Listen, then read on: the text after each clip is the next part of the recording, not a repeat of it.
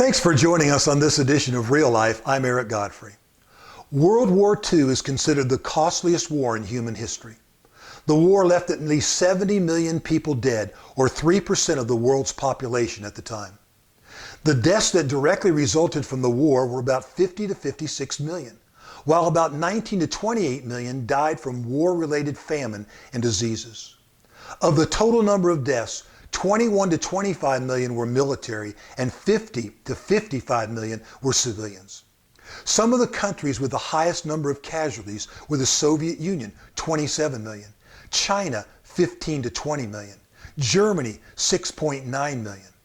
Poland lost 5.9 million, or 1/5 of its pre-war population, and Japan lost between 2.5 and 3.1 million.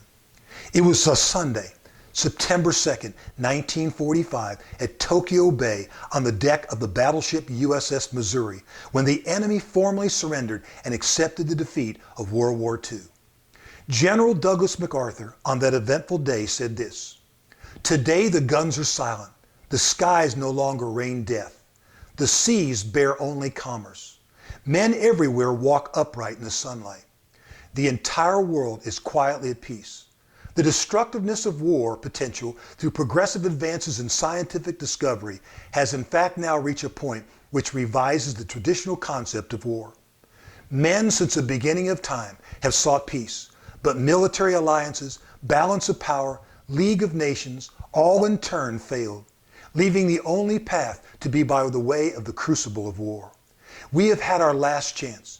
If we do not now devise some greater and more equitable system," he said, "Armageddon will be at our door."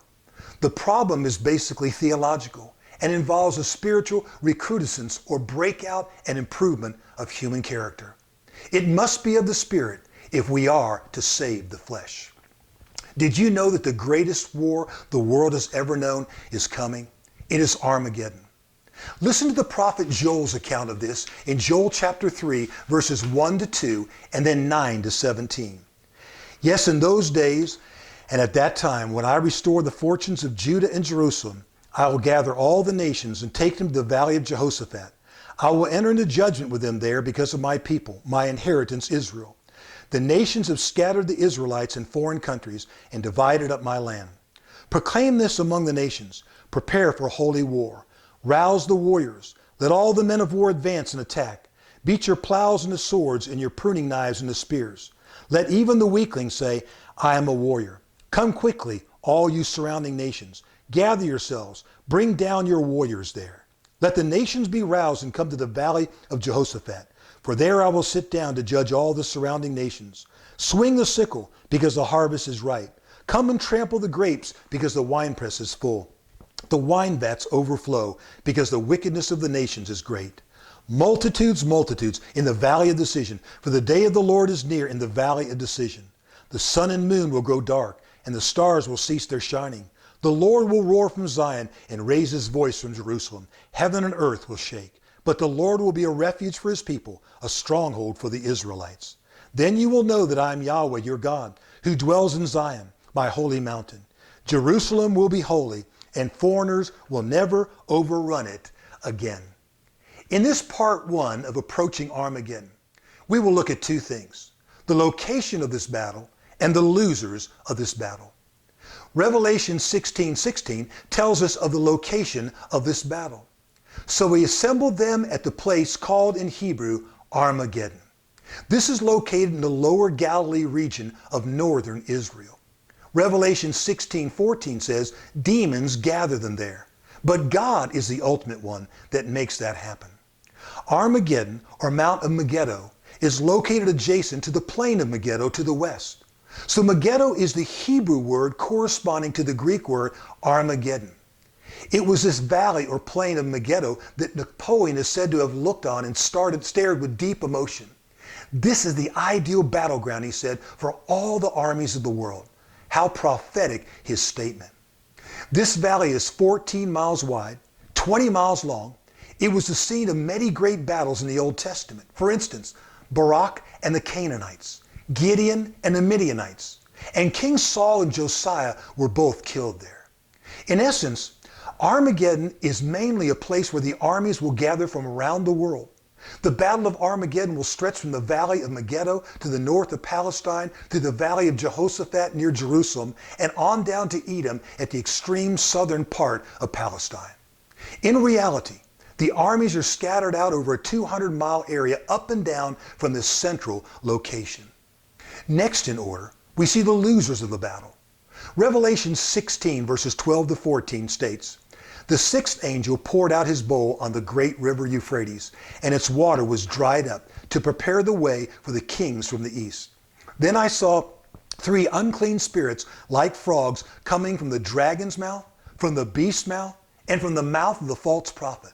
For they are spirits of demons, performing signs, who travel to the kings of the whole world to assemble them for the battle of the great day of God, the Almighty." Now, numerous things happen to get these world armies together. Antichrist in his reign won't be able to hold the world together. There will be much discontent. Major segments of the world will begin to rebel and will look to the Middle East. What will take place is an international showdown of man in God's foreordained spot. In Daniel chapter 11, verse 40, he writes, "At the time of the end, the king of the south will engage him," meaning Antichrist, "in battle, and the king of the north will storm out against him. From the south will come the armies of Africa. At the same time, Russia and the armies of the north will descend on the Holy Land." While this scenario is playing out, there is news from the east, as previously stated in our Revelation 16 scriptures. The armies from the east are also coming to this battle, and the Euphrates River will be dried up in order to facilitate a great passageway of travel. The Euphrates River is one of the most prominent rivers of the Bible. It has stood as a natural barrier between east and west. It is the eastern border of the land that God gave to Abraham. It's 1,800 miles long and so large that it forms a natural barrier against the enemies of the world. Numerous bridges across the Euphrates were destroyed by bombings in the first Persian Gulf War back in the early 90s. So again, when the sixth vial is poured out, this river dries completely up and makes a way for the kings of the east to come. In fact, a literal rendering of the wording would be kings of the sun rising or Orient. Then the evil spirits, like frogs, come up out of the mouth of Satan, Antichrist, and the false prophet. This is a picture of the unholy trinity, those who are controlling the world at that time. These unclean spirits are demons, who are Satan's messenger. With their satanic miracles, they will deceive the kings of the earth. They will entice them to world rebellion and have them come against each other. And they have a clear motive. They are marshaling the world forces to stand against the one who is coming, Jesus Christ. The prophet Ezekiel prophesied that day when he said, "The armies will cover the land." Now, while the armies are looking all around in that war valley, guess who's coming down from above?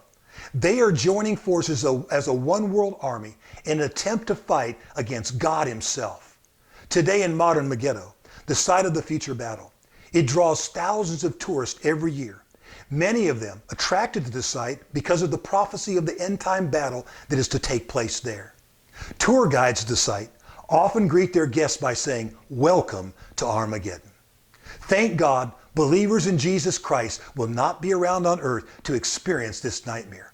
We instead will be coming back with our Savior to watch him deal with his enemies on earth.